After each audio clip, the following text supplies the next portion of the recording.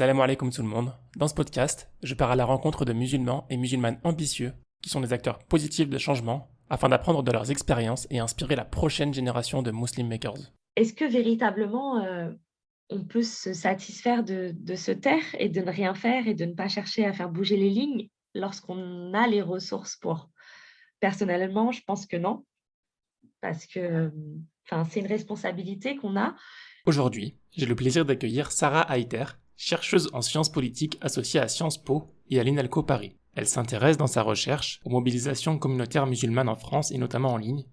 Dans cet épisode, Sarah nous partage son expérience dans le monde universitaire et dans la recherche, avant de développer plusieurs sujets cruciaux, comme notamment l'importance de la mobilisation à l'ère de la disqualification et du coup psychique pour un musulman visible en France, surtout lorsqu'il essaie de faire bouger les lignes. Et puis même le fait de jouir de certains bienfaits, en fait, les bienfaits aussi, ça fait partie des épreuves, en fait. Qu'est-ce qu'on en fait finalement de ces bienfaits? Que ce soit des compétences intellectuelles, que ce soit des ressources économiques, enfin les capitaux quoi, qu'on a à notre disposition. Si ce n'est pas déjà fait, je t'invite à rejoindre les groupes Instagram et Telegram Muslim Makers. Les liens sont en description. Bonne écoute. Assalamu alaikum wa rahmatullah, Sarah. Wa alaykoum assalam wa rahmatullahi wa barakatuh, Abdelrahman. Comment vas-tu? Alhamdulillah, très bien, comme un lundi matin. Et toi? Bah écoute, très bien. Elle va très bien, barakallahu fik. Sarah, écoute, je suis ravi de t'accueillir dans mon podcast Muslim Makers. Bon, on va être honnête avec les auditeurs. C'est la troisième fois qu'on reprend le début. On a eu des petits problèmes d'audio, mais c'est pas grave. Bah, écoute, je suis honorée que tu m'y aies conviée et ouais, c'est un plaisir pour moi. Je t'en prie. Sarah, pour commencer, du coup, je te propose de nous faire une petite présentation de toi, de ce que tu fais, Inch'Allah. Oui, avec plaisir. Bah, écoute, donc moi, c'est Sarah Hayter. Je suis, doctorante en sciences politiques en troisième année de thèse. Donc je suis affiliée à la fois à Sciences Po et à l'INALCO, Paris. À côté de ça, je suis maman de 3 enfants qui ont entre 8 mois et 11 ans. Et du coup, ouais, on peut considérer que j'ai, 3-4 CDD à plein temps, quoi. C'est à peu près ça. Ok. Sarah, du coup, tu es doctorante à Sciences Po Paris. Tu fais en ce moment une thèse. C'est quoi le sujet de ta thèse? Oui, bah, écoute, en fait, je m'intéresse, globalement, en fait, aux mobilisations, musulmanes dans le contexte français et plus particulièrement aux mobilisations en ligne. Donc, toutes les différentes formes, d'activisme en ligne, les médias musulmans notamment, mais aussi les blogs et également ce que tu fais. Et je m'intéresse en fait, à la démocratisation en fait de l'accès aux politiques, qui nous a été donné grâce à la démocratisation d'internet tout simplement et comment, finalement ça a permis à tout un chacun de se saisir de cette opportunité pour exprimer, son point de vue, sa voix à lui et justement, ça nous donne à voir, la pluralité finalement de la communauté musulmane et la pluralité, des visages, des voix, des histoires et des trajectoires qu'il y a derrière. Et c'est un petit peu l'objet de ma thèse en fait, voilà, d'essayer de montrer tout ça. Ok. Et du coup, ça passe par des prises de contact avec les différents acteurs en ligne, où tu fais des recherches toi-même, tu regardes ce qui se passe tout simplement et tu essaies de faire ta propre analyse. Comment est-ce que tu fonctionnes? Alors les 2, d'une part, je m'intéresse beaucoup, aux personnes qui sont derrière et à leur trajectoire, donc à leur histoire et vraiment, ce qui compte pour moi, en fait, c'est de leur donner la parole à eux et au lieu de parler pour eux et en fait, ce que j'essaye de faire, c'est d'amplifier leur voix à eux et donc du coup, c'est aussi tout un nouveau rapport, en fait, à la recherche qui est de dire: «Je ne travaille pas sur des individus, je travaille avec eux». Et du coup, je les fais passer de simples objets du savoir à véritables sujets politiques et je crois qu'en fait, il y a tout un chantier, en méthodologie de la recherche en sciences humaines qui est en train d'être questionné, réinterrogé. Je suis absolument pas pionnière en la matière, c'est important de le Hmm. souligner, mais voilà, cette nouvelle approche-là, je pense qu'elle gagnerait à être, utilisée par beaucoup parce que, je pense qu'on se perd en fait dans des analyses qui sont, extrêmement subjectives et donc voilà, je pense qu'il faut revoir cette approche-là et donc Par exemple, c'est-à-dire que bon, tous les experts un peu, de l'ancienne école qui vont produire tout un discours savant, mais sur, entre guillemets, des musulmans, mais qui vont être complètement déshumanisés, qui vont être homogénéisés à outrance. Et finalement, c'est Mhm. même plus des individus, en fait, c'est une catégorie qui s'appelle musulman, mais il n'y a pas ce musulman dans l'absolu, il n'existe pas. C'est tellement abstrait, en fait.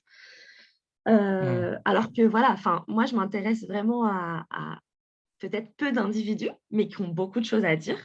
Et donc, c'est une méthode qui est qualitative. Et c'est ça qui me semble important, c'est de prendre ces individus-là comme ils sont et de le restituer dans leur contexte. C'est-à-dire, voilà, restituer ce qu'ils ont à dire et le replacer dans l'histoire. Donc, comment je procède en termes de méthodologie? C'est qu'effectivement, grâce à Internet, on a accès à des archives aussi en ligne. Donc, c'est super parce que du coup, j'ai des archives, par exemple, des médias musulmans qui remontent à leurs origines jusqu'à nos jours, puisque Mhm. bon, ça apparaît au début des années 2000. Donc voilà, c'est un phénomène qui est relativement récent. Donc, ça permet de suivre en fait l'évolution aussi du contenu, des lignes éditoriales, mais du contenu produit. Et c'est extrêmement corrélé, bien sûr, au contexte politico-médiatique français. Donc, on voit complètement cette dynamique entre le contexte législatif aussi, et ce que disent en fait ces acteurs. Donc, il y a une vraie dialectique entre les deux. C'est presque en fait un dialogue, sauf que c'est un dialogue de sourds. Donc, voilà, c'est un Mhm. dialogue, euh, mais indirect, si je puis dire. Et puis, je m'intéresse aussi à ce que ces acteurs-là me disent, c'est-à-dire de leur histoire, de pourquoi en fait ils pensent le monde de la manière dont ils le pensent. Et moi, je trouve que c'est ça qui est le plus fascinant, en fait. C'est voilà, de restituer un petit peu ces voix euh, en lien avec leur histoire. Donc, c'est une approche par la subjectivité des acteurs, par leurs yeux, en fait. Voilà, c'est ça que j'essaye de faire. Qu'est-ce qui t'a amené, toi, à te retrouver à faire cette thèse, à étudier ce sujet-là en particulier? Qu'est-ce qui t'a amené aussi à te retrouver à Sciences Po, cette école assez prestigieuse? Alors, bon, il y a plusieurs questions en une, mais déjà pour répondre globalement, rien ne m'y prédestinait, mais alors vraiment absolument rien, dans le sens où ça n'a jamais été un projet, en fait.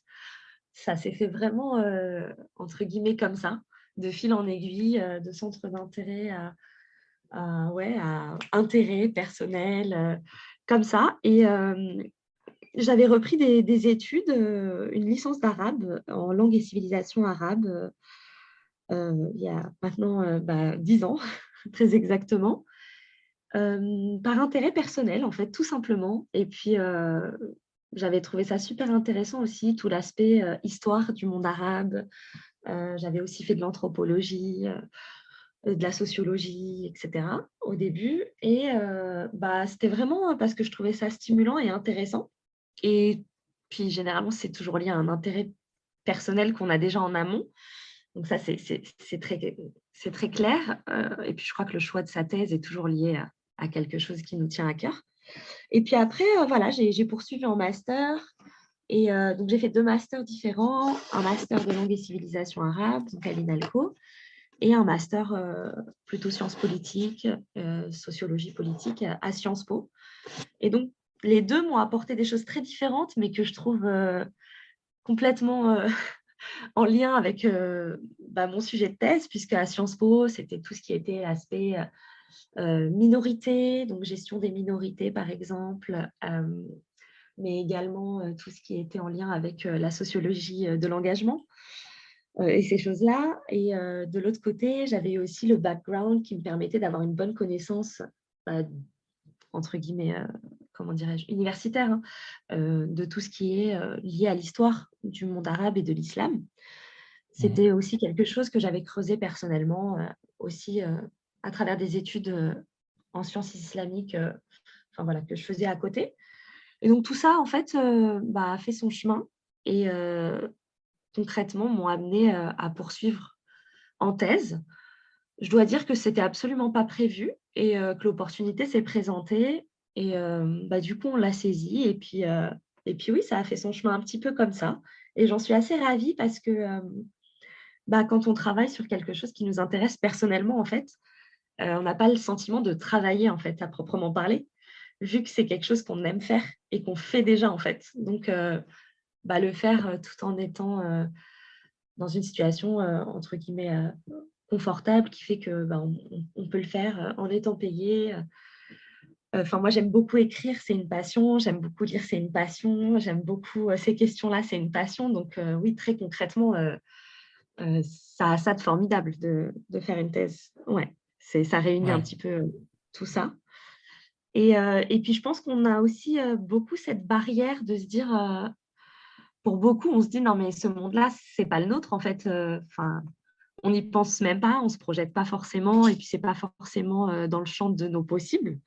En tout cas, on le perçoit comme tel alors que ch au contraire, en fait, c'est à portée de main, de quiconque, le souhaite et s'en donne les moyens et vraiment c'est enfin, s'il y en a qui aiment écrire, qui aiment lire, c'est ça la recherche, hein, qui aiment se poser des questions, qui aiment, aller vraiment au fond des choses et puis un peu, chercher à en découvrir, davantage sur son sujet d'intérêt, mais aussi sur soi, parce que, on le dit jamais de manière aussi, claire, mais, la thèse, c'est un long chemin vers soi aussi, puisque, bah, en fait, quand on travaille, sur certaines questions, heu, c'est toujours lié à quelque chose de très intime et de très personnel, donc c'est aussi sur ça qu'on travaille, en fait, puisqu'on est amené à réfléchir sur notre propre Mmh. condition aussi, sur le savoir qu'on produit.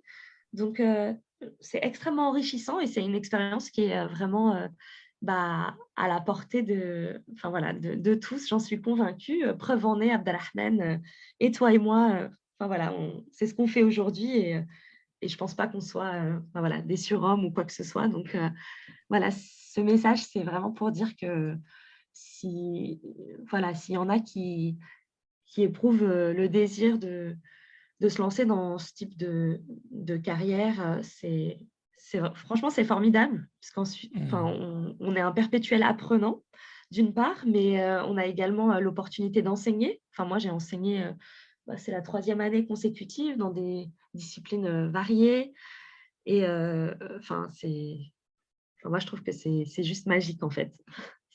Voilà, Très donc bien. ouais. Et tes perspectives pour après, est-ce que tu as commencé à y réfléchir ou tu as déjà réfléchi aux perspectives pour après la thèse? Alors, pas vraiment parce que je dois dire que ma philosophie de vie, c'est que je navigue à vue. C'est-à-dire que voilà, je mets un pied devant l'autre, et je Mmh. vois ce que ça donne et je prends des décisions à ce moment-là et OK. donc c'est vraiment un c'est vraiment une vision du monde. Mais, comment dire? Évidemment, il y a quand même des chemins qui se dessinent et a priori, si l'opportunité m'est donnée de poursuivre dans l'enseignement et dans la recherche, j'en serais ravie, mais Mmh. après on verra, en fonction de là où on sera, à ce moment-là, quoi. Pour l'instant, voilà, on Mmh. navigue à vue. OK. Par rapport au sujet que tu traites et par rapport au fait que tu sois musulmane, par rapport aux autres sujets de thèse un peu plus standards, enfin, qui traitent pas de religion, toi, tu traites un sujet plus sensible où tu dois faire plus attention, où tu as peut-être plus de problèmes, quoi que ce soit? Clairement, oui, c'est un sujet qui est, extrêmement sensible en France. J'insiste sur le «en France». Effectivement, alors après, bon, je ne parle pas de religion, hein, à proprement parler, hein, dans cette thèse, hein. C'est vraiment je m'intéresse aux individus et à leur histoire et à l'histoire de leur mobilisation. Je j'aurais pas enfin, je considère que j'aurais pas les les épaules assez solides pour traiter, de l'aspect, purement, religieux. Et puis je pense qu'il faut pas non plus, simplifier tout ce qui est, lié en fait aux musulmans et le réduire à la dimension, islamique puisque, de leur identité. Parce qu'en fait, au-delà de leur islamité, il y a plein d'autres choses. Donc du coup, Mmh. ça c'est enfin voilà, c'est pour ça que j'essaye d'appréhender ce sujet-là, au travers des individus et parce qu'ils ont des identités, multiples, enfin voilà, il y a plusieurs strates dans leur identité, dans leur histoire et qui font qu'ils sont le produit de leur histoire. Et donc je pense que déjà juste le restituer, ça sera déjà un 1er pas pour, participer, bah, au savoir sur les musulmans, c'est-à-dire, mais qui sont finalement ces musulmans? Donc voilà. Après effectivement, en tant que musulmane, hem, est-ce que, est-ce que je peux produire un savoir sur les musulmans et est-ce que ce savoir à proprement parler, il sera, comment dirais-je? Heu, scientifique, recevable, scientifiquement recevable et cetera. Bah, autant qu'un autre en fait. Je considère que, quand on travaille sur un sujet, comme je te le disais, généralement c'est lié à un intérêt personnel. C'est jamais, anodin, c'est jamais le fruit du hasard et c'est le cas Mmh. pour ceux qui ne sont pas musulmans aussi en fait. Et pourquoi est-ce que enfin, leur savoir serait plus, entre guillemets, «neutre» que le mien?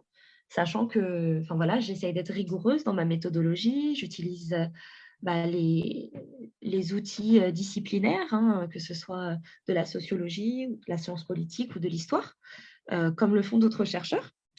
Et puis j'explicite aussi d'où je parle. Donc, évidemment, c'est un savoir qui est situé. Je parle d'une certaine position, du fait que je suis, la personne que je suis, mais je l'explicite en fait dans mon travail et donc plutôt que de parler d'objectivité, je parle de positionnalité et donc enfin voilà, j'entame par une introduction où je me situe, j'explique pourquoi est-ce que, j'ai choisi ce sujet, pourquoi est-ce que ça m'intéresse, d'où je parle et à partir de là, enfin voilà, il y a cette transparence-là et enfin voilà, le mythe de l'objectivité en fait du chercheur, c'est un mythe qui est déjà derrière nous en fait. Plus personne ne prétend à l'objectivité de toute manière. On est en train de parler plus de positionnalité et puis de rigueur méthodologique aussi. Donc Mmh. voilà, enfin voilà, je me sens absolument pas moins légitime ou plus légitime que qui que ce soit et je crois que c'est important, heu, notamment pour les nôtres, qu'on arrive, à aussi entendre qu'on est, tout autant légitime en fait que les autres. Alors sans tomber non plus dans un orgueil, hein, démesuré qui serait de dire qu'on est, voilà, formidable ou je ne sais quoi, bien sûr, loin de là. Mais en tout cas, on n'est pas moins légitime et ça, c'est important aussi parce que, on souffre pour beaucoup du syndrome de l'imposteur qui est de se dire: «Non mais, moi je ne pourrais jamais faire ci ou je ne suis pas légitime à faire ci ou à dire ça».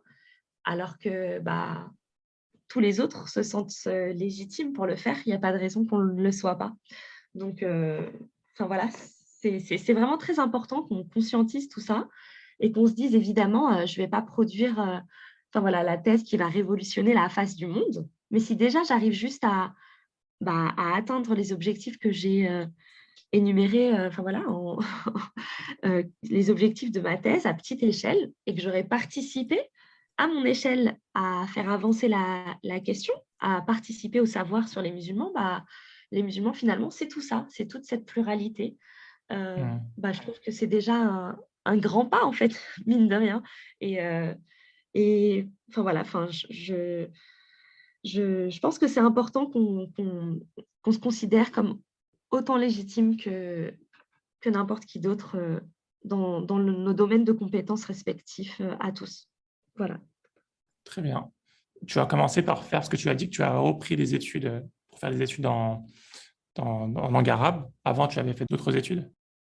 Non, pardon, en fait, avant ça, je m'étais consacrée, en fait, à mes 2 enfants que j'ai eus relativement jeunes. Je me suis mariée jeune, juste après avoir, eu mon bac et du D'accord. coup, voilà, j'ai repris mes études, quelques années plus tard, bah, j'avais 23, ouais, j'avais 23 ans quand j'ai repris mes études et du coup, c'est aussi, quelque chose d'assez formidable, dans le milieu universitaire ou même dans la recherche plus largement.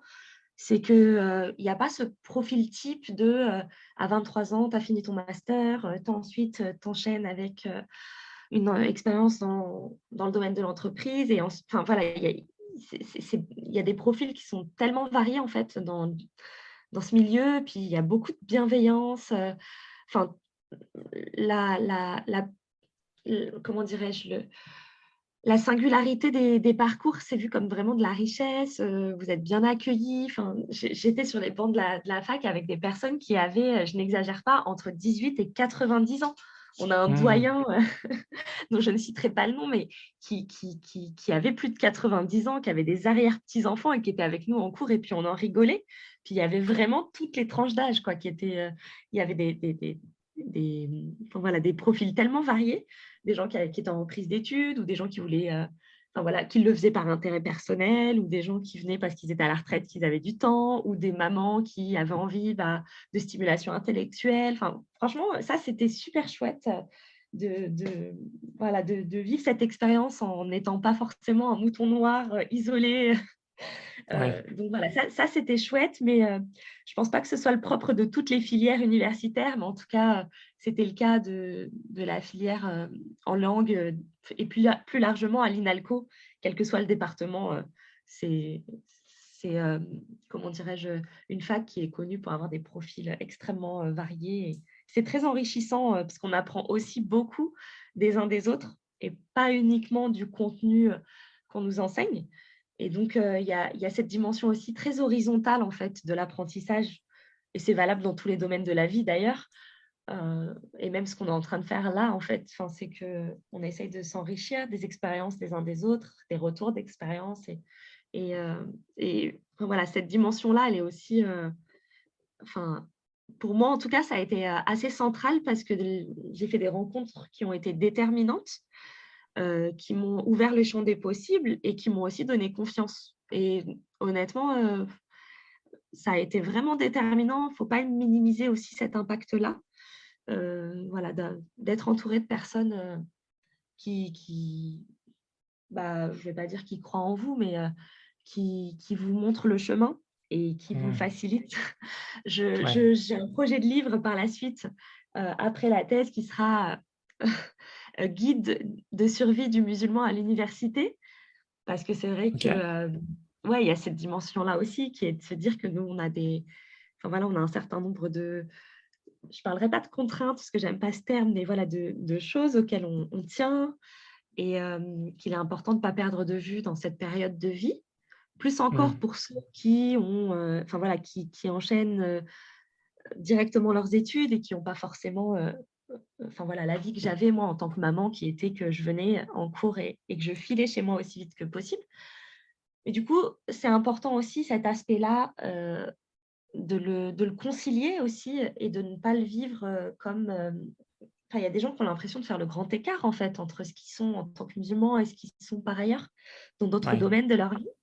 Et justement, en fait, je crois qu'il faut qu'on réconcilie en fait ces différentes facettes de nos identités et de nous-mêmes, puisqu'en fait, elles ne sont pas en conflit a priori, ou si elles sont en conflit, c'est qu'on est en conflit intérieur et c'est vraiment problématique. Donc, je crois qu'au contraire, il faut qu'on essaye d'être en paix vis-à-vis de tout ça, de tout ce qui nous constitue et quel que soit le background en fait qu'on ait, ce qui est important, c'est qu'est-ce qu'on en fait en fait. Toi, tu le voyais quand tu étais dans tes études, tu voyais ça, cette double identité, en dehors de la fac et à l'intérieur?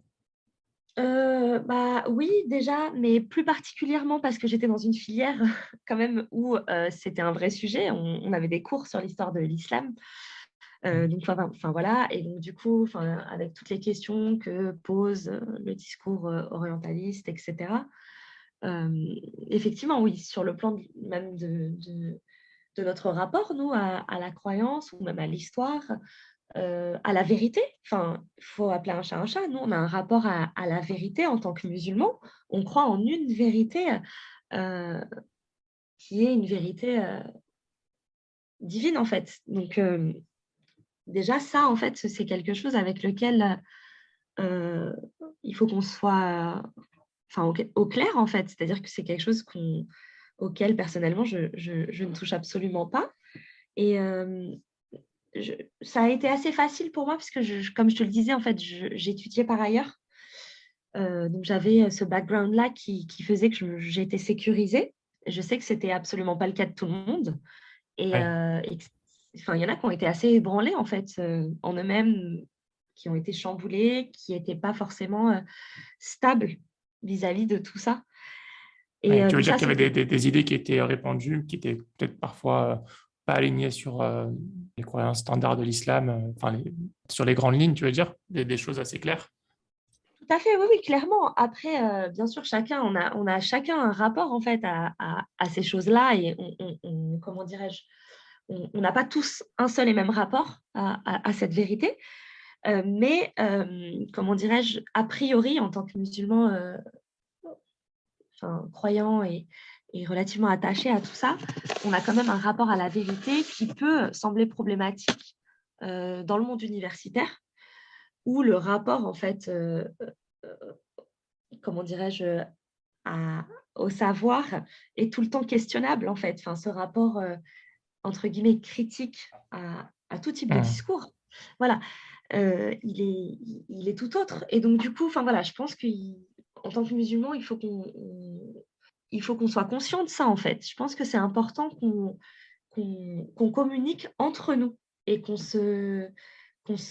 s'entraide aussi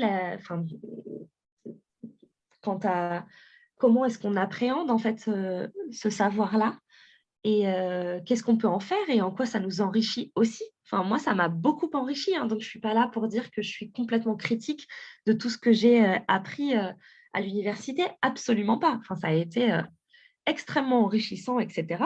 Bien Hmm. sûr, chacun en fait ce qu'il veut, hein. On bricole, on pioche, on choisit ce qui nous intéresse. S'il y a des choses avec lesquelles on n'est pas forcément en phase, bah, on les laisse. Euh, voilà, chacun en fait ce qu'il veut, mais je pense que c'est important aussi qu'on soit apaisé quant à tout ça, quant à ce qu'on est. Et c'est important que le discours qu'on produit aussi entre nous, il nous aide en cela, c'est-à-dire qu'on soit euh, confiant dans notre identité en fait de musulmans et qu'en soi c'est absolument pas un crime et voilà qu'on le vive de manière apaisée. Euh, une autre problématique à laquelle j'étais confrontée, elle était purement d'ordre pratique, c'est-à-dire concrètement quand vous allez à l'université, comment vous faites pour gérer certaines de vos obligations.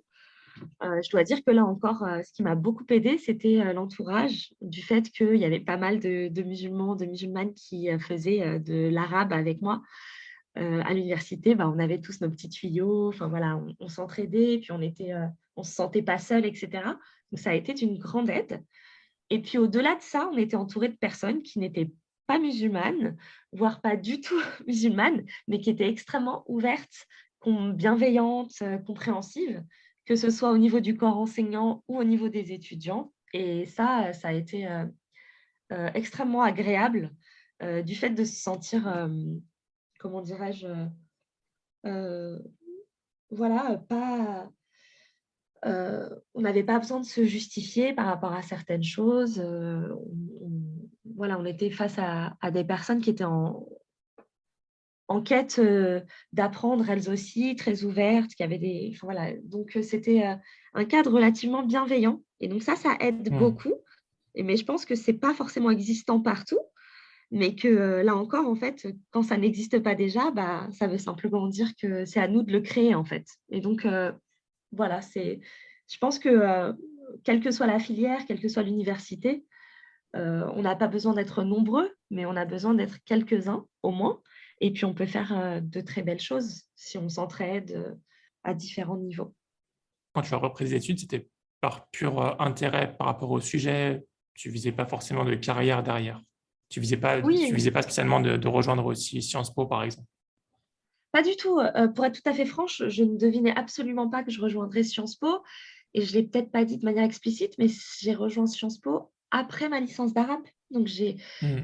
rien ne m'y prédestinait. Et en fait, il y a un double master qui a vu le jour entre Sciences Po et l'INALCO qui visait justement à former les futurs bah, entre guillemets, élites spécialisées justement sur le monde arabe et le monde musulman.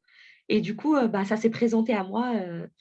Alors, bah, pas à l'issue de ma licence, j'avais déjà fait un master 1, mais du coup, on me l'a proposé à ce moment-là, parce que ça voyait le jour et on m'a dit que j'y aurais probablement toute ma place. Et du coup, j'ai tenté, et puis ça s'est fait. Mais voilà, c'était absolument pas dans mes plans de départ. comme je te le disais, je le faisais vraiment par intérêt personnel et puis je m'étais aussi dit que peut-être sur le plan, professionnel, ça me permettrait d'enseigner, par exemple, mais à la base, enfin voilà, c'était vraiment plus l'intérêt, qu'autre chose et je m'étais dit que si ça m'ouvrait des portes derrière, pourquoi pas. D'accord. Sarah, qu'en est-il de faire une carrière, de faire ce genre d'études quand on est musulmane et qu'on porte le voile? Alors, oui, tu fais bien de souligner ce point puisqu'effectivement je porte, le voile depuis, de longues années maintenant et du coup je n'ai jamais, réellement travaillé, maintenant que la question se pose de l'enseignement qui est, en plus une passion et une vocation de toujours. Effectivement, c'est une véritable question, en France, puisque, c'est problématique. On ne peut pas travailler, du coup dans une université, publique en portant le voile. Mmh. Il y a des opportunités, qui sont, comment dirais-je? Minimes, puisqu'on peut enseigner dans des institutions, privées. Donc ça peut être, des grands établissements, dont on citera pas le nom, il y en a plusieurs. Ça, il y a pas de souci vu que tout ce qui est, dans un cadre privé, une institution ou une entreprise, voilà, c'est laissé, à la volonté du recruteur. Donc il y a là-dessus, c'est une option possible, mais clairement, ça ferme énormément de portes, quand il s'agit de l'enseignement, plus encore dans les sciences humaines et sociales, qui sont, très largement enseignées, à l'université. Moi, j'ai eu des opportunités, d'enseignement, qui m'ont été données, notamment à Sciences Po, donc j'ai été honorée, par cela et donc ça a été super, c'était super chouette vu que, voilà, c'est un petit peu «venez comme vous êtes» et donc ça c'est cool. Mais je sais que, concrètement, je ne pourrais pas me projeter, à long terme dans l'enseignement, ici, vu que, enfin voilà, c'est c'est concrètement quasi impossible pour dire les choses simplement. Donc c'est un petit Ouais. peu la raison pour laquelle, on envisage de quitter le pays et d'aller vivre, ailleurs, en tout cas pour un certain nombre d'années et Mmh. on espère partir d'ailleurs, à la fin de cette année scolaire, avec ma famille. Donc D'accord. voilà, je suis désolée si je tiens un discours un petit peu, comment dirais-je? Noir là-dessus, mais C'est la voilà, réalité faut être des choses, faut pas tout à fait, voilà. Je crois qu'il mais faut alors être pragmatique à un c'est moment ça, ouais. et enfin, voilà. En revanche, tu parlais pour travailler, c'est assez compliqué, mais en tout cas, au niveau des études, tu as pas l'air d'avoir eu énormément de problèmes par rapport à ça? Non, aucun d'ailleurs, au contraire, Mmh. de toute manière, ça fait partie des libertés, individuelles, en tout Ouais. cas qui n'ont pas encore été, remises en question sérieusement. Ça l'a déjà été, hein, enfin ça a déjà été, l'objet de certains débats de certains politiciens, mais en tout cas, c'est pas à l'ordre du jour de manière sérieuse et non, non, j'ai rencontré aucun problème dans le cadre de mes longues études et donc vraiment, à ce niveau-là, enfin voilà, s'il y en a qui veulent se lancer, dans des études universitaires, plus encore quand il s'agit d'études où vous n'avez pas de stage, par exemple, ou même quand il y a des stages, enfin, encore une fois, c'est tout à fait possible. Voilà, ne vous fermez pas de porte, juste par peur d'eux. Essayez, tentez et enfin, personnellement, j'ai eu aucun souci là-dessus et bien au contraire, j'ai vraiment été entourée à chaque fois, heu, y compris et même surtout au niveau du corps enseignant, de personnes extrêmement bienveillantes qui Mmh. ont qui ont cru en moi, qui m'ont soutenue, qui n'ont pas hésité à me faire des lettres de recommandation quand j'en avais besoin, qui m'ont, vraiment, accompagnée au sens, professionnel du terme, et puis même, au sens, intellectuel et qui ont été des soutiens, qui ont été, enfin voilà, qui j'ai participé à des événements auxquels ils m'ont conviée, j'ai été, même invitée à prendre la parole à ces événements-là.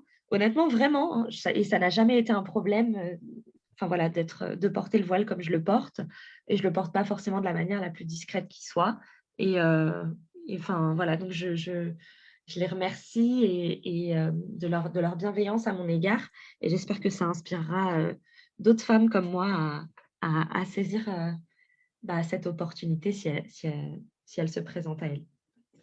Ouais. On avait parlé au téléphone il y a quelques jours. Tu as évoqué le sujet de l'importance de la mobilisation à l'ère de la disqualification. Je trouvais que c'était un sujet intéressant. Est-ce que tu pourrais développer, nous parler de ce sujet un petit peu plus en détail? Oui, bien sûr. Bah, alors déjà, la question de la disqualification, bah, c'est, enfin, concrètement, je pense que tout le monde comprendra à quoi je renvoie, mais c'est-à-dire que, enfin, d'être concrètement sur le banc des accusés en permanence, avant même d'avoir pris la parole. En Donc, tant que avant musulman, on même, parle, hein. Mmh. en tant que musulman, évidemment, bien sûr, avant même d'avoir pris la parole, vous êtes déjà coupable. Et le problème, c'est qu'en fait, nous, ça nous enferme dans une posture réactionnaire en permanence, donc qui consiste à soit surperformer le musulman gentil, bon citoyen, investi, et cetera, mais d'une manière qui finalement va au-delà en fait de j'ai envie de dire du raisonnable, dans le sens où, bah, ça nous contraint tellement que finalement, vous voyez, vous êtes finalement tout le temps en train de porter un masque, vous êtes tout le temps en train de sourire, tout le temps en train de dire que oui, vous êtes gentil, et c'est-à-dire que si vous avez envie de dire autre chose, bah, vous allez vous censurer ou vous auto-censurer. Vous n'allez pas pouvoir mettre le doigt sur des soucis de fonctionnement, de ceci, des choses avec lesquelles vous n'êtes pas d'accord, pas content, et cetera. Parce que si vous le Mmh. faites, bah, surtout sur certains sujets, bah, non, ça va vous coûter trop cher. Heu, il y a d'autres types aussi de réactions, bien évidemment, hein. Ça, c'est une réaction qui est, je crois, peut-être la plus globale, mais il y en a d'autres qui vont, concrètement vouloir rompre, en fait, avec, cette affiliation en tant que musulmans. Il y en a d'autres qui, vont peut-être, au contraire, vouloir, bah, finalement se replier sur eux-mêmes ou sur leur communauté et sans plus chercher, en fait, à se tourner vers, entre guillemets, «la société majoritaire» ou le groupe dominant. Et c'est dommage pour les 2. Mais enfin, je crois qu'en fait, il faut juste tout simplement qu'on sorte de cette posture réactionnaire. Peu importe en fait ce qu'on décide de dire, de faire ou quoi que ce soit. C Libre à chacun de, enfin voilà, de faire ce qu'il veut là, de le gérer comme il veut. Mais je crois que c'est important déjà de sortir de cette posture réactionnaire et de se dire: «Bon, là finalement, quand je suis enfermée dans cette posture-là, je me retrouve contraint d'opter soit pour, la surperformance du civisme, soit au final, enfin voilà, entre une option A, B, C ou D quoi, concrètement. Et pourquoi ne pas tout simplement faire les choses comme j'ai véritablement envie de les faire et dire ce que j'ai véritablement envie de dire? Et je crois qu'en fait, il faut qu'on sorte de cette forme d'autocensure parce qu'on contribue en fait aussi à cette propre aliénation. C'est-à-dire que c'est pas juste le groupe dominant du fait que les médias mainstream nous disqualifient ou nous enferment enfin voilà, dans une étiquette. Je crois que nous aussi, on joue un rôle, en fait. Et déjà, il faut qu'on le conscientise. Et puis, il faut aussi qu'on en sorte, en fait, qu'on sorte complètement de cette posture et qu'on crée des espaces ou qu'on crée les choses qu'on a envie de créer, comme tu l'as fait avec beaucoup de brio d'ailleurs, Abdelrahman. Je crois que c'est un petit peu l'objet de ta démarche avec Muslim Makers. C'est voilà, En bah, partie, de oui. créer des, voilà. Donc, ouais, c'est une invitation à ça. Ce que j'aimerais dire aujourd'hui, c'est que voilà, chaque musulman, je suis sûre qu'il a des ressources à sa disposition pour faire et dire des choses qui lui ressemblent. C'est dommage de ne pas le faire si c'est uniquement parce que, on considère qu'on n'est pas légitime ou qu'on a peur du prix qu'on va devoir payer derrière. Au contraire, je pense que c'est quand ces initiatives vont se multiplier qu'au contraire, peut-être qu'on pourra, espérer, un apaisement du climat ambiant. Et puis, j'ai envie de dire, si c'est pas le cas, de toute manière, ça peut difficilement être pire que ça ne l'est déjà. Donc, je vois mal, en fait, ce qu'on a à perdre, finalement. Mmh. Tu l'évoquais quand encore une fois, on en parle au téléphone, mais il y a un certain coût psychique à ce qu'on vit en France. Alors ça, oui, ça, c'est un point qui est super sérieux et qu'on n'aborde jamais, d'ailleurs, et qui est totalement, passé sous silence. Mais effectivement, il y a un coût psychique, à être un musulman visible en France et plus encore à être un musulman visible, qui essaye de faire bouger les lignes. Donc ça, clairement, oui, on l'a vu avec des grandes figures de la mobilisation en France qu'on nommera pas, mais bah, c'est eux, en fait, qui canalisent tout, quoi. Enfin, c'est eux qui payent pour nous tous Et le coût, il est cher puisque, enfin voilà, c'est d'être, un petit peu traîné dans la boue en permanence sur la place publique. C'est vraiment pas marrant déjà pour la personne concernée, mais pour l'ensemble de ses proches aussi. Psychiquement, c'est pas marrant déjà d'une part, d'être, l'objet de la dépréciation sociale, déjà de manière générale quand on est un musulman visible. Ça l'est encore moins quand ça nous cible individuellement ou que ça nous attaque personnellement, enfin sur des choses qui ne regardent personne d'autre que nous-mêmes. Donc effectivement, cet aspect-là, il est à prendre en considération. Maintenant, enfin voilà, c'est un calcul, hein, que chacun de nous a à faire. Est-ce que véritablement, on peut se satisfaire de se taire et de ne rien faire et de ne pas chercher à faire bouger les lignes lorsqu'on a les ressources pour? Personnellement, je pense que non, Mm. parce que, enfin, c'est une responsabilité qu'on a. Et puis même le fait de jouir de certains bienfaits, en fait, les bienfaits aussi, ça fait partie des épreuves, en fait. Qu'est-ce qu'on en fait finalement de ces bienfaits? Que ce soit des compétences intellectuelles, que ce soit des ressources économiques, enfin les capitaux quoi, qu'on a à notre disposition. Heu, ouais, je pense qu'il faut que tout ça, en fait, toutes ces ressources-là, on les utilise à profit et puis aussi qu'on qu'on se donne la main, qu'on s'entraide là-dedans. C'est comme ça qu'on va, je crois, réussir à atténuer les effets négatifs de la dépréciation sociale, de la disqualification et puis aussi de nos propres craintes aussi. Hem, je pense que le fait de savoir qu'on n'est pas tout seul et qu'on ne va pas, être tout seul à payer la facture, bah, ça aide aussi à relativiser. Mm. Cette réflexion-là que tu as développée, tu l'as toujours eue, enfin, depuis longtemps, ou bien elle est venue, tu l'as construite, ou bien tu as vu des personnes autour de toi qui t'ont inspiré par rapport à ça? Comment ça t'est venu? Alors évidemment, enfin, évidemment, je pense qu'on est complètement le produit aussi de nos rencontres et donc ça, c'est c'est clair et net et puis c'est pour ça que aussi enfin, les personnes qui nous entourent, elles sont déterminantes dans nos vies, c'est clair et net. Mais aussi on est je crois qu'on est aussi le produit de nos lectures et des personnes qui nous inspirent et des choses qu'on entend. Donc clairement, non, non, cette réflexion-là, elle est le fruit de tout ça, c'est-à-dire de rencontres, de personnes qui sont autour de moi dans ma vie, des personnes qui me sont chères, des personnes qui m'inspirent, bah, parmi les personnes inspirantes de la communauté, qui sont passées avant nous ou qui sont, vivantes aujourd'hui. Mais beaucoup, sont enfin, que j'ai découvertes, au gré de mes lectures et qui m'inspirent et enfin voilà, qu'on a le sentiment de connaître, vous savez, à travers des lectures, on a le sentiment des fois de connaître, ces personnes-là qui nous inspirent aussi, donc ça joue beaucoup. Et puis après notre pensée, je crois qu'elle évolue en permanence, c'est-à-dire que ce serait faux de te dire ou de prétendre que cette pensée-là, enfin voilà, je l'ai découverte, telle année et depuis, ça n'a pas bougé. Non, non, tout ça, ce sont des choses qui fluctuent en permanence. Nos identités fluctuent en permanence. Hem, on en fait, je crois beaucoup à la notion de métissage. Heu, nous sommes des individus métis, justement, de tout ça. Donc déjà de nos Mm. origines, mais du mélange aussi lié à au pays où on vit, à la catégorie sociale, à laquelle on s'identifie, à notre genre, notre métier, mais aussi, comme je te le disais, de tout le reste que j'ai mentionné précédemment. Donc tout ça, ça joue en fait dans nos idées et comment on bricole avec tout ça et qu'est-ce qu'on en fait. Et donc ouais, clairement, le qu'est-ce qu'on en fait, comment on bâtit une pensée, une réflexion et puis potentiellement une réelle mobilisation, de tout ça.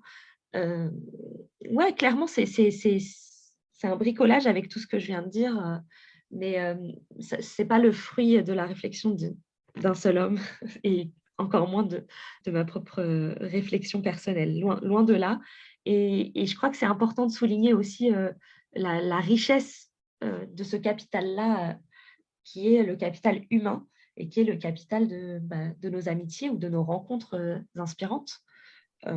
C'est vraiment pas quelque chose à minimiser. Tu nous as dit que tu avais 3 enfants, il me semble, Sarah. Tout à fait. Oui. J'imagine que tu dois poser beaucoup de questions par rapport à leur éducation. Je crois que le plus grand est au collège maintenant. Euh, Mmh. Est-ce que tu essaies de leur inculquer tout ça? On parlait de l'importance de la mobilisation, alors de la disqualification, ce genre de choses, le fait de s'assumer. se préserver par rapport au coût psychique qu'on a de vivre en Mmh. France, enfin qu'on a, moi je sais plus, je suis pas en France actuellement, mais qu'on peut vivre en tant que musulman en France. Est-ce que tu essaies de leur inculquer des choses pour les préserver, pour les protéger, pour qu'ils soient équipés? Alors pour être tout à fait franche, moi je crois beaucoup, beaucoup, beaucoup à l'éducation silencieuse, qui est de dire finalement, hem, ce qui va compter dans l'éducation d'un enfant, c'est ce qu'on fait. Parce qu'on est ce qu'on fait en fait. Vous savez, c'est c'est ce qui va peser le plus dans la balance, je crois, heu, Mmh. c'est l'exemple. Donc l'exemplarité, c'est quelque chose d'extrêmement important en tant que parent. C'est une énorme responsabilité, hein, justement parce que, vos enfants vous voient et c'est ce que vous faites qui va compter plus que ce que vous dites. Alors bien sûr, de temps à autre, on va également accompagner tout ça, d'une parole, d'un conseil, on va verbaliser des choses, mais ça, je pense que ça représente, allez, m moins, allez, maximum 20 de ce que représente l'éducation de manière générale. Il y a un Oui. autre aspect aussi de l'éducation, au-delà de l'exemple. Enfin, moi, je crois aussi beaucoup à la force des invocations et ça peut paraître peut-être, bête de dire ça comme ça, mais enfin, nous qui croyons en l'invisible et qui croyons en ces choses-là, faut pas minimiser en fait les effets directs et concrets des invocations et ça, c'est valable, bien évidemment, au-delà de l'éducation de nos enfants, hein. C'est valable pour tous les domaines de nos vies. C'est-à-dire qu'on parlait de cause tout à l'heure, de chemin, qu'est-ce qui a fait que et que ceci, que cela.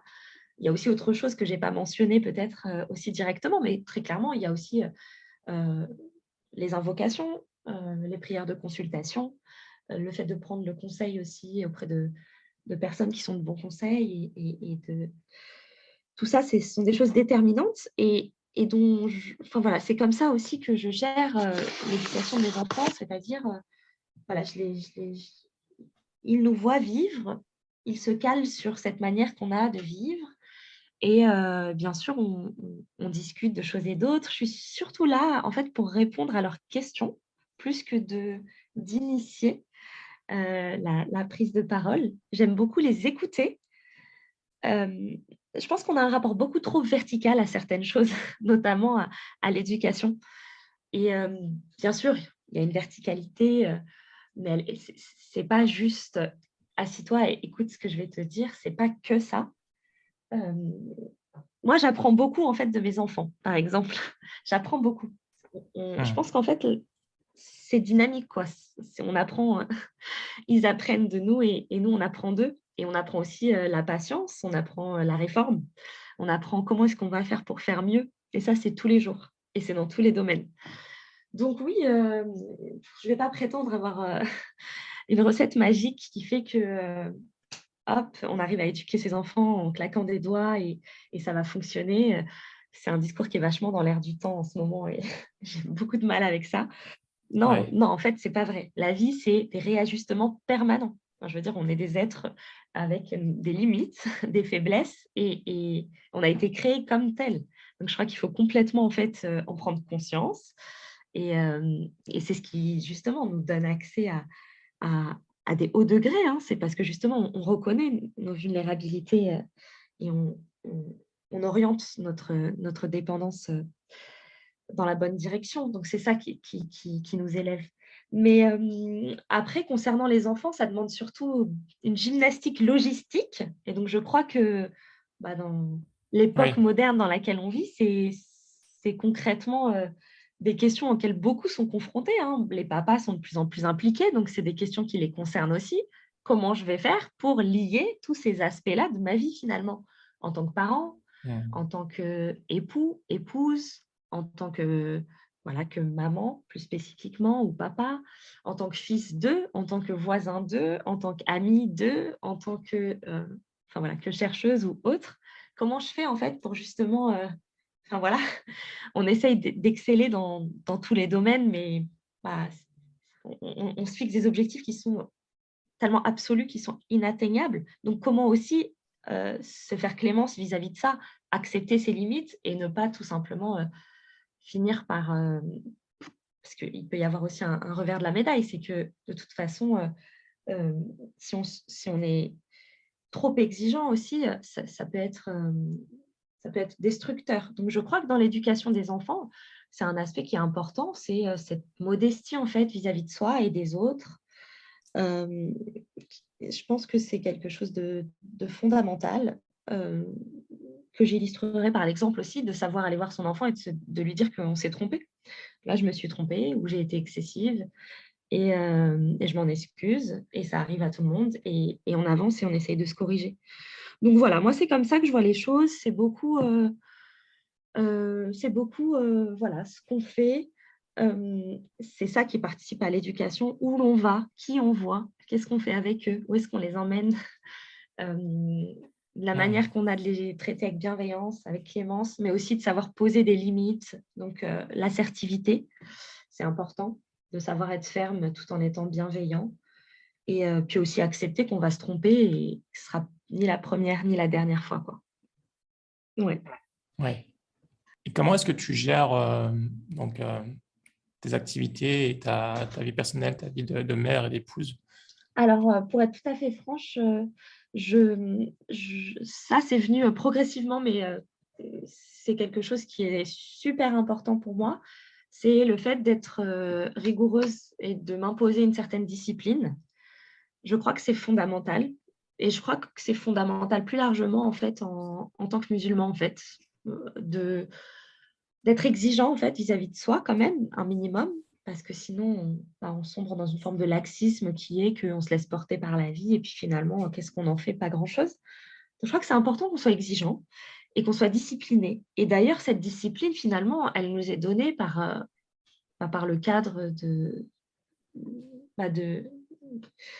des attentes en fait, religieuses. C'est-à-dire qu'a priori, en fait, notre rythme de vie, il est déjà marqué par un certain nombre de choses, que ce soit, les 5 prières quotidiennes à des moments déterminés, les évocations qui sont fixées à des moments déterminés de la journée ou en fonction de ce que l'on fait ou à des moments spécifiques de la journée, du matin, du soir et ensuite comment est-ce qu'en fait on va essayer, de caler nos activités, au mieux de manière à ce qu'on arrive à articuler tout ça de la manière la plus, sereine possible, et aussi ne pas hésiter enfin moi je crois beaucoup à la force de la tribu, hein. Je crois que justement une des grandes raisons de de la de la souffrance humaine à l'ère d'aujourd'hui, c'est l'individualisme poussé à son paroxysme en fait. Les gens sont très, très seuls et ils essayent de tout gérer tout seuls et ils comprennent pas pourquoi ils pètent les plombs. Bah, c'est tout simplement parce qu'en fait, on n'est pas fait pour vivre comme ça.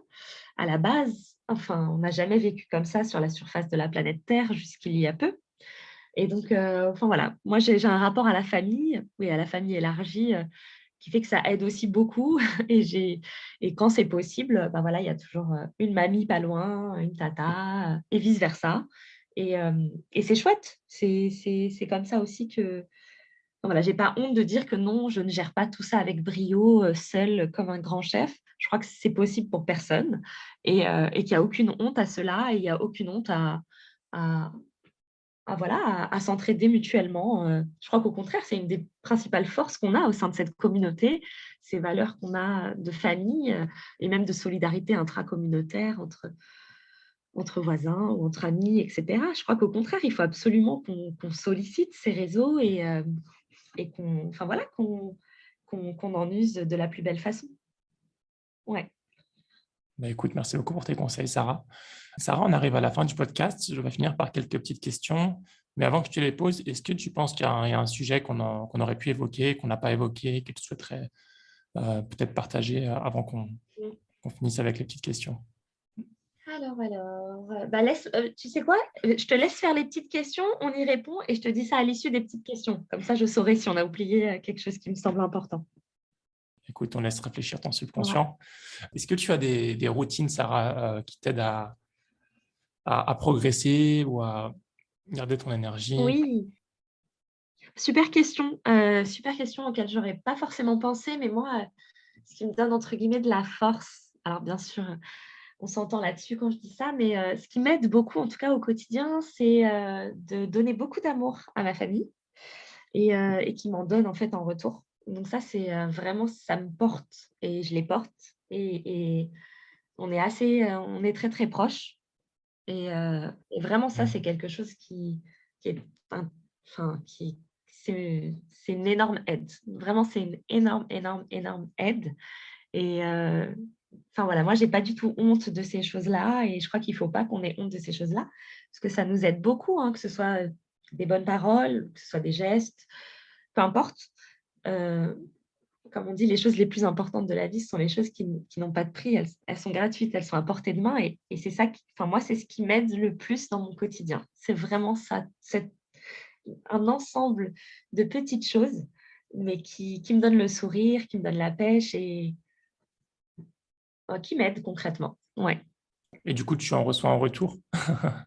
Bien sûr, oui, oui, bien sûr. Enfin, c'est même un besoin et puis je crois qu'en tant que femme, encore plus peut-être, je ne sais pas. Mais oui, bien sûr, en tant que mère, en tant qu'épouse et puis même en tant que fille, sœur et autres, heu, Mmh. puis à l'ère du numérique avec WhatsApp et compagnie, oui, oui, concrètement, le fait de se sentir quand même, aimé, et puis d'être entouré de gens qu'on aime aussi en retour, Mmh. de savoir qu'ils sont là, qu'on peut compter sur eux, c'est et puis ils savent eux aussi en retour qu'ils peuvent compter sur nous. Mmh. C'est c'est vraiment une énorme aide et vraiment, j'invite tout un chacun à réaliser en fait la beauté de ces choses-là dont on sous-estime la valeur. D'accord. D'autres routines peut-être?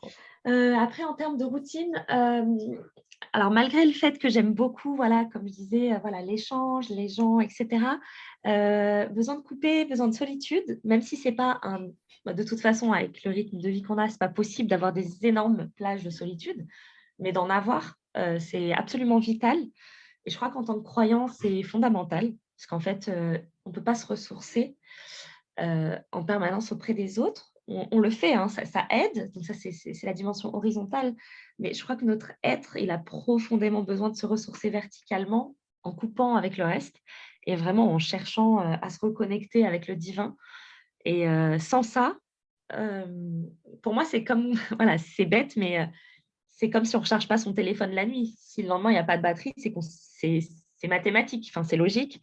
Ça c'est pareil, c'est-à-dire que vraiment, je crois que c'est important qu'on arrive à donner un moment ou des moments, qu'on consacre vraiment à se ressourcer et quand je dis se ressourcer, c'est pas forcément uniquement la prière ou le dhikr ou les invocations ou couper. On a besoin de moments où on coupe, on est seul face à soi-même et ça vraiment, c'est fondamental. Mais on a aussi besoin, hem, enfin moi je suis des cours, religieux et de tafsir et je ne me vois pas vivre sans ça et malgré le fait que voilà, comme je te le racontais un peu ici, voilà, j'ai pas mal de choses à faire, mais pour moi ça, c'est une priorité absolue et s'il fallait faire des choix, ça serait toujours, heu, dans la liste des choses que je garde. J'ai dû mettre ça entre parenthèses au moment de mon master parce que vraiment c'était très compliqué et avec, l'âge de mes enfants et cetera, je ne pouvais pas et ça m'a coûté très cher et très sincèrement, je voilà, plus jamais.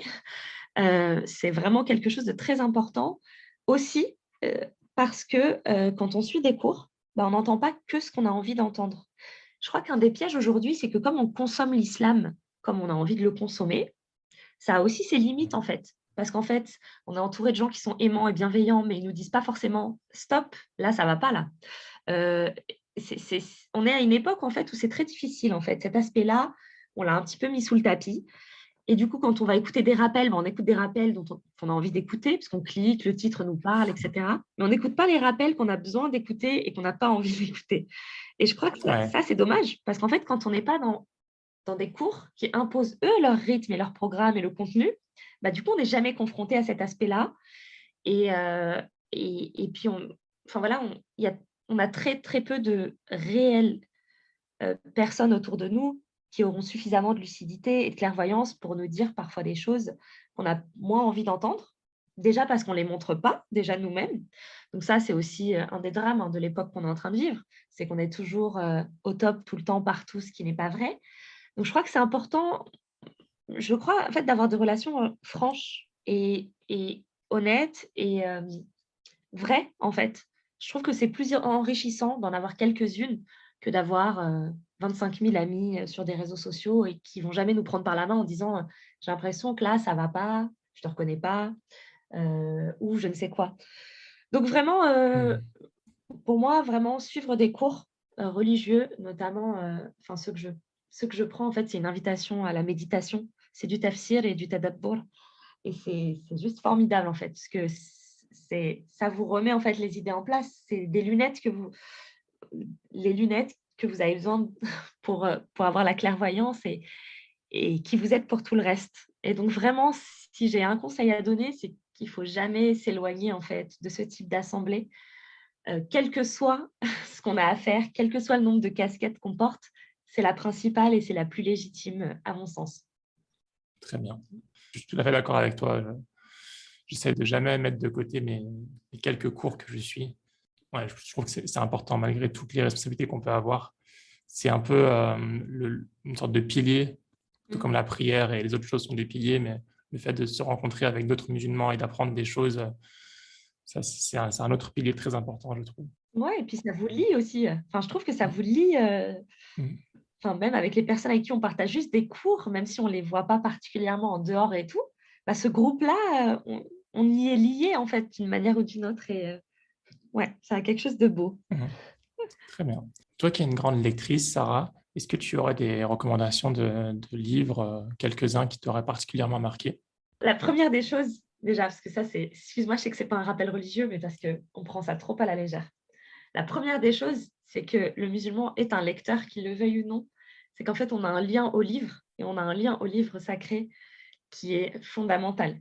Et d'ailleurs, notre lien à ce livre-là, il nous en dit beaucoup de notre lien tout court à Allah, en fait. Donc ça, c'est la première des choses, c'est que faut pas qu'on aille se coucher si on n'a pas lu un verset, quoi. Enfin, pour un verset symbolique, mais on l'a Mm. ouvert, quoi. Ouais. Ça, c'est la base. Et donc ça, oui, forcément, s'il faut avoir un seul livre, c'est celui-là. Et en fait, on n'a jamais fait le tour. Même si on a fait le tour, hein, des pages, on n'a jamais fait le tour de tout ce qu'on peut épuiser dedans, en fait. Et des fois, on lit un passage, on l'a lu 1000 fois, on se dit: «Oh, waouh! Ah ouais, là, je vois autre chose, en fait». Mm. Subhanallah. Et donc ça ouais, vraiment, vraiment. Donc ça, c'est la base. Ensuite, en livres qui m'ont inspirée de manière Tu as une générale, traduction favorite du Coran? oui, oui, oui, oui, oui, oui. Mm. Il y a la traduction de Nabil Al-Youan, Mm. qui est la meilleure traduction en langue française et que recommande les profs de tafsir en France. Ok. Et elle est formidable parce qu'en fait, il a condensé le tafsir enfin, les différents tafsirs, donc Ibn Kathir, mais plein d'autres, et dans sa traduction et avec les notes de bas de page, et c'est super dense. Et c'est quasiment, en fait, tu lis en même temps que la traduction, tu lis un tafsir, en fait, mais un bon tafsir. Donc, Mm. il est unique en son genre. Après, de manière générale, en termes de lecture, il y a plein de lectures qui m'ont nourrie. Donc, ça va être difficile, mais grosso modo, là, ce qui me vient à l'esprit, il y a Vers la sobriété heureuse de Pierre Rabhi, qui est très court, mais qui est vachement inspirant pour qu'on réalise en fait plein de choses sur notre condition en tant qu'homme moderne qui est en train de vivre dans une époque qui est le résultat de plein de transformations qui ont chamboulé les modes de vie et qui fait que bah, on est profondément dysfonctionnel et qu'on a plein de soucis qui sont des soucis très modernes. Donc ça, c'est une super lecture. Après, c'est vrai que je puise dans un répertoire très, très large. Donc peut-être, enfin, j'ai envie de dire, ma bibliothèque, elle est aussi hétéroclite presque que mon répertoire, c'est-à-dire qu'il y a vraiment de tout et même le reste. Enfin, je veux dire, je j'ai jamais fini de faire le tour. Donc, je peux lire un livre Mm. sur la vie secrète des arbres et ensuite, je vais lire un truc sur le monde de demain post-capitalisme et ensuite, je vais lire, enfin voilà. J'ai acheté un livre là que je suis en train de lire, c'est Construire sur les ruines du capitalisme. Donc, Ok. je l'ai acheté là parce que ça m'inspirait. Mais j'ai également lu Lilian Thuram, La pensée blanche. Il est super intéressant ce livre, Ouais. super intéressant. Et puis là, en ce moment, j'étais pas mal dans l'écriture plus que la lecture. C'est pour ça que c'est difficile pour moi de te donner quelques titres précis, parce qu'en fait, je papillonne dans des livres, vu que je suis dans un process d'écriture. Mhm. Donc, je suis plus dans ça en ce moment, donc plus recherche et écriture que lecture. D'accord. Mais évidemment, oui, je lis beaucoup en anglais aussi, donc la littérature anglo-saxonne et même tout ce qui est produit de manière générale dans le monde anglo-saxon, je puise beaucoup aussi dans ce répertoire-là, euh, y compris, euh, y compris religieux et ce qui est produit sur Internet. Je trouve que c'est très enrichissant en fait de puiser aussi là-bas Hmm. euh, parce qu'en fait, ça apporte complètement autre chose et c'est vachement enrichissant. D'accord. Notamment, Hmm. qu'est-ce que j'aime bien? J'aime beaucoup le cheikh Yasser Al-Qadi et ses Yasser vidéos, Qadi? etc. me Ah ouais, parlent. trop. Moi aussi, Ouais. j'écoute beaucoup Yasser Qadi. Ouais. Ouais. Mm. Allez, en termes de mobilisation, il est au taquet, hein. Machallah. Ouais, ouais, il est bien. Voilà. Que Dieu le préserve. Mm. Sarah, du coup, je te repose la question. Vu que Ouais. tu m'as dit que tu voulais réfléchir un petit peu. Est-ce qu'il y a un sujet qu'on a Mm. oublié ou une pensée, enfin, quelque chose que tu voulais peut-être évoquer avant qu'on termine? Il y a autre chose, en fait, qu'on n'a pas réellement abordé comme ça, mais le fait d'être une femme, en fait, et les dilemmes, en fait, qui sont les nôtres, en fait, bah, ils sont spécifiques. Enfin, qu'on le veuille ou non, on est confronté à des dilemmes spécifiques et du coup à certaines problématiques spécifiques. Euh, et enfin, je pense que c'est important qu'on arrive à en discuter aussi entre nous en tant que femmes et en tant que femmes musulmanes plus particulièrement. Euh, on est confronté à des problématiques, d'une part parce qu'on essaye de concilier déjà le fait d'être mère avec le fait d'être, bah, je ne sais quoi, chercheuse ou autre. Et tout ça, ce sont des choses qu'on essaye de réconcilier, mais qui peuvent être aussi l'objet de beaucoup de culpabilisation, bah déjà de notre part, mais aussi de la part d'autres, de la société plus largement, ou de pairs, PAIRS, hein, j'entends. Et je crois qu'en fait, ce qui est le plus important, et ça, on ne l'entend pas suffisamment en tout cas, c'est ce qui est le plus important pour des enfants, ou ce qui est même le plus important juste pour nous-mêmes, c'est que on soit nous-mêmes. Bien entendu, on a un mode d'emploi, on sait qu'on a des choses à faire, des choses à pas faire. Mais si on vit dans le déni de soi permanent, c'est-à-dire que si vous êtes quelqu'un qui avait besoin absolument de stimulation intellectuelle ou de nature, enfin voilà, si vous êtes quelqu'un qui avait besoin de nature et sinon vous coulez et que vous vivez au milieu de Paris ou de New York, vous allez souffrir toute votre vie. Et c'est pareil pour, en fait, si vous êtes une femme qui avait besoin de lecture ou d'écriture, mais que vous vous privez de ça, eh ben, vous allez être une mère qui allait souffrir toute votre vie et vous allez élever vos enfants avec ce poids-là. Et ils vont le porter, en fait, avec vous. Et en plus de ça, et ça, c'est documenté, on le sait aujourd'hui, une mère qui, entre guillemets, se sacrifie complètement pour ses enfants, mais à contre-cœur, c'est-à-dire elle va leur faire porter. Elle va leur dire, oui, mais moi, je me sacrifie, nanana, et eux, ils vont porter le poids de sa tristesse, ils vont s'en sentir responsables et ils vont Ouais. mal le vivre. Ouais. Donc ça, c'est vraiment, c'est-à-dire que je pense que c'est une question d'équilibre, hein. C'est toujours fragile, hein, l'équilibre qu'on construit, mais c'est important qu'on arrive aussi, en fait, à accepter, non, j'ai besoin de ci, ou je sais que j'ai vraiment besoin euh, de telle chose. Je sais qu'il y a des personnes qui ont besoin d'activité physique. C'est un besoin physique. Mais si vous ne le faites pas, bah, regardez enfin, comment vous allez finir, passer X temps.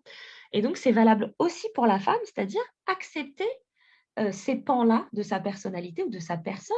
Enfin voilà, peut-être qu'on a été monté comme ça, on est comme ça. Et maintenant, composer avec. C'est-à-dire qu'il faut pas qu'on je pense qu'il ne faut pas qu'on soit dans le déni de soi et de se dire je vais ouvrir un livre et je vais faire Mhm. la même chose. Parce que ça ne va Ouais. pas marcher de la même façon. C'est de se dire comment je vais faire avec ce que je suis pour essayer de tendre vers le meilleur, mais avec ce que je suis et comment je compose avec ce que je suis. Et donc déjà, ça suppose en amont un travail sur ce que je suis. Et donc, c'est important parce que celui qui chemine vers lui, il connaît son Seigneur. Et celui qui chemine vers son Seigneur, il doit se connaître. C'est complètement corrélé. Et donc, je crois qu'en tant que femme, plus encore avec toutes les injonctions que ça sous-entend, beaucoup sont dans comment dirais-je, dans des situations où en fait leur vie n'est que, je ne dirais pas pièce de théâtre, mais déni, déni, déni et souffrance. Et donc, je crois Et que sacrifice. et sacrifice, mais le sacrifice, il n'a de valeur que si on le fait avec l'intention du sacrifice et avec la volonté du sacrifice. C'est-à-dire que c'est comme la patience. Il y a patienter et il y a subir. La patience, elle a sa récompense, parce que la patience, c'est aussi l'acceptation pleine dans son cœur, même si on fait des causes pour que ça change. La patience, ce n'est pas la passivité. Et la patience, ce n'est pas subir avec le cœur, comment dirais-je, qui est révolté. Donc, encore une fois, voilà, ces notions-là, il faut qu'on les comprenne, mais correctement. Bien évidemment, patience, bien évidemment, résilience, bien évidemment, tout ce qu'on vient de dire, mais véritablement, dans ce cas. Et dans ce cas-là, il n'y a pas de souci. Mais donc voilà, ce sont des choses sur lesquelles on doit réfléchir et je pense qu'en fait, ce qu'on essaye de construire, tout est à créer. Et il n'y a pas de formule magique pour tout le monde. Ça aurait été trop simple. Mais chacun voilà, va s'inspirer de choses qu'il va entendre, notamment dans Muslim Makers ou ailleurs. Il va prendre ce que lui parle, ce dont lui va avoir besoin. Et il va piocher comme ça. Et ensuite, il va construire lui. Il va innover parce qu'il va construire son petit chemin à lui en fonction de ce qu'il est au départ et en fonction des ressources qu'il a. Et c'est ça aussi qui est important, c'est vraiment de comprendre aussi cette singularité qui fait la richesse et la beauté aussi des êtres humains et qui fait qu'on s'ennuie jamais, en fait, finalement. Ce serait même pas drôle, quoi, si on était tous les mêmes. Mais je crois que vraiment, en tant que femme, c'est hyper important qu'on arrive aussi à l'entendre et plus particulièrement au sein de la communauté. Je veux dire, passer le ménage et la serpillière, etc., ça peut être… Enfin, voilà, comment dirais-je, c'est tout à fait noble de prendre soin de son foyer, etc. Il n'y a aucun souci. Éduquer ses enfants, c'est très bien, il n'y a aucun souci. Mais je crois qu'il ne faut pas non plus qu'on oublie qu'on existe aussi, c'est-à-dire en tant que personne, en tant qu'individu. C'est-à-dire, oui, femme au foyer, mais Sarah, femme au foyer. Oui, épouse, mais Sarah, épouse. Oui, mère de famille, mais version Sarah. Oui, croyante, mais version Sarah. Et donc, vraiment, où est Sarah dans tout ça? C'est la question qu'on doit se poser chacun de nous en fonction de son prénom. Oui, croyant, mais un tel. Et c'est pas pareil. Parce qu'en fait, déjà, ça suppose de tenir compte de ces spécificités. Ouais. Parce que ces spécificités-là, ce n'est pas nous qui les avons choisies. Et c'est la sagesse et la miséricorde d'Allah qui les a choisies pour nous. Donc voilà, vraiment se réconcilier avec tout ça et essayer de construire du neuf et du solide. Très bien. Voilà. Bah, écoute, j'ai bien fait de te poser la question. Sarah, je te remercie beaucoup. C'était vraiment hyper intéressant. Mais, enfin, le dernier point aussi était vraiment super. C'était vraiment passionnant. J'aime beaucoup ta manière de penser. Et je trouve que c'est des choses auxquelles enfin, beaucoup pourront se retrouver et retirer des informations intéressantes pour eux. Inch'Allah, je l'espère en tout cas. J'espère aussi. Sarah, je te souhaite une bonne semaine, vu qu'on est lundi. Et je te souhaite tout le meilleur et que Dieu mette la baraka dans tes projets, Inch'Allah. Amin, Ajma'in. Barakallahu fik à toi, Abdelrahman, de cette invitation. Ouais, Et puis, voilà. Salam alaikum. À très vite, salam alaikum. Et j'espère vraiment que cet épisode t'a plu. Si c'est le cas, je t'invite à le partager à 3 personnes de ton entourage et à faire des invocations pour qu'Allah bénisse cette initiative. À bientôt pour un nouvel épisode, Inch'Allah. Salam alaikum.